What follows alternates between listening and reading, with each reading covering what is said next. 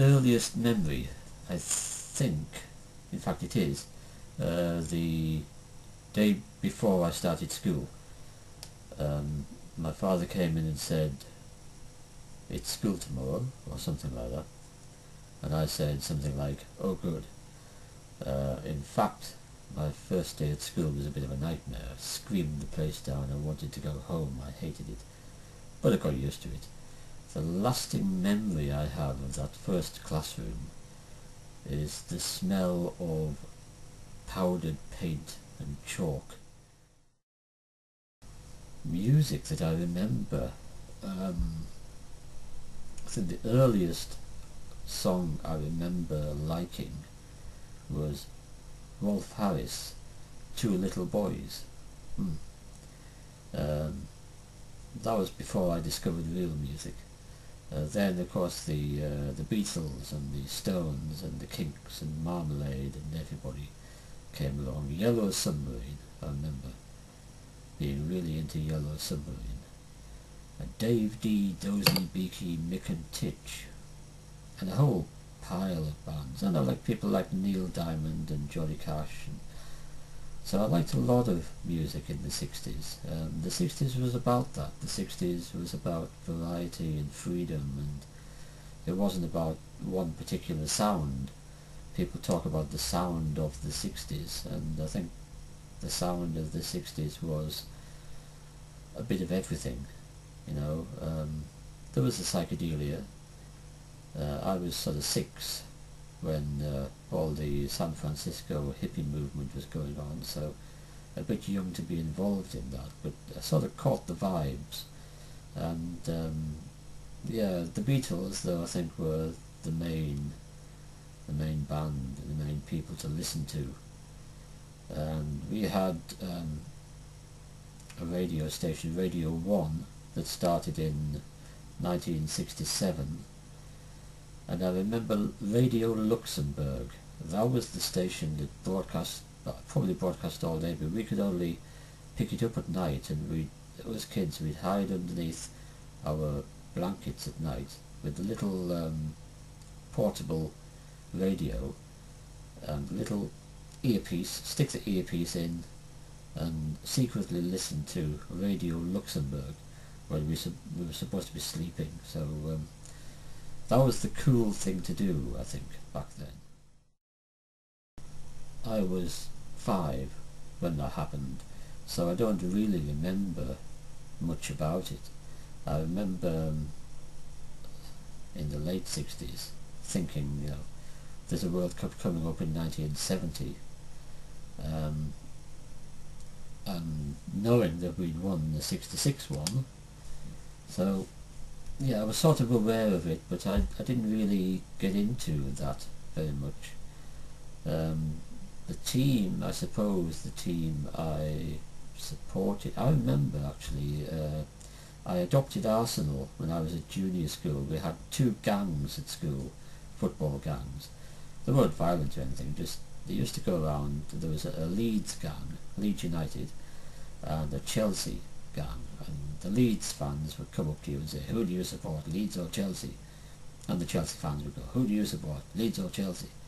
And they seemed to change all the time, and you were sort of trying to guess who supported who and what you were supposed to say to them to avoid being thumped, you know. And then I thought, well, hang on, nobody here at my school supported Arsenal. They were a London team, so Chelsea, but Arsenal were fairly successful. But anyway, I decided I'd say Arsenal. And so when they came and said, "Who do you support, Leeds or Chelsea?" I said Arsenal. And they looked at me as though I'd gone totally raving mad. and then they left me alone. But I didn't really support any team. I guess I think I just followed football as a bit of fun, and I played it as a bit of fun. I was never really a serious sports person. It was something to enjoy. But the '66 World Cup, I remember the word, yeah, they think it's all over. It is now. Just as the third goal went into the net by Geoff Hurst and gave England the victory, 4-2 over Germany. Great. Winters, were they really colder and more snow than today? Yeah, it's not just a trick of the memory. I remember at school we used to build snow forts at each end of the field, and there was enough snow to build those and have plenty left over for snowball fights, and those snow forts used to stay there for several weeks before they melted. All the rest of the snow had gone, the snow forts were there, and we divide the school into two different armies and have massive snowball wars at lunchtime. And we'd make slides on the footpaths and annoy the adults because they kept slipping on them. I mean, we slid over them and over them until they were like glass, and it was great fun for us, but other people got a bit annoyed. No central heating in those days, and so the windows used to frost up. We used to say, oh look, Jack Frost's been at night, and painted patterns on the windows, and the pipes would all freeze up. And of course we only had coal fires, and if the coal board were on strike, then we used to have to make do and throw whatever we could on the fire. Old shoes and bits of wood and anything at all, really. No central heating, no double glazing. It got pretty cold.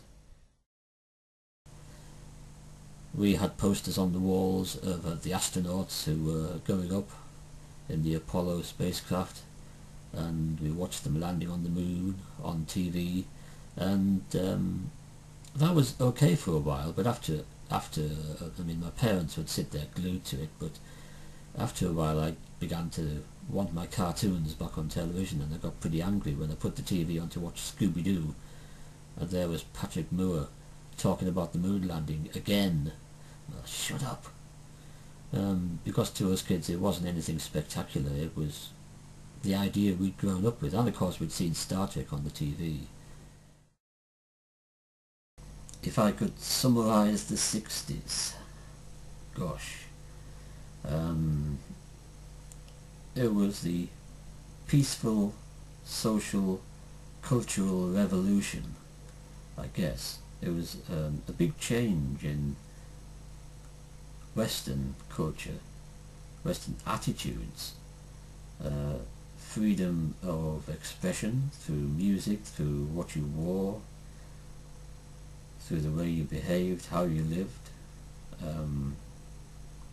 Totally different to the previous decade, and those that went before, I guess. In the '60s you could walk down the high street, the main street of town, dressed as a chicken, and nobody would really, people might look, but they wouldn't put you down for it. If you want to be a chicken, fine, you know. That was the '60s. There wasn't any set fashion, you know, you wore what you wanted, you had your hair how you wanted.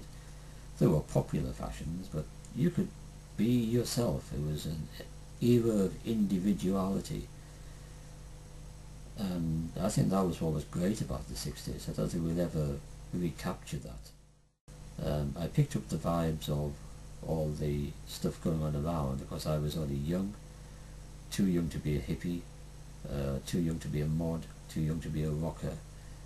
I was just a kid, but that was all going on, and I was aware of it. And yeah, I'm a child of the '60s. I'm proud of it. Would I go back to the '60s and do it all over again? You bet.